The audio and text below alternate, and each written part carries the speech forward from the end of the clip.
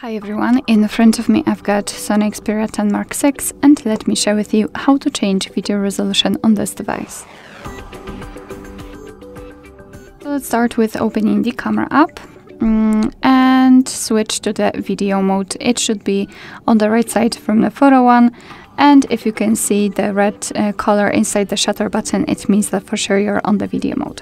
Now just take a look at this at the top of the screen, and here we've got the option connected with the resolution. Currently we've got the 4K.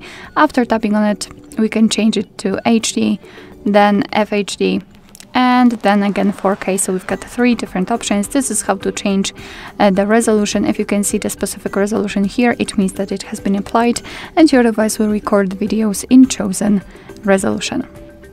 Alright, so that will be all. Thank you so much for watching. I hope that this video was helpful, and if it was, please hit the subscribe button and leave the thumbs up.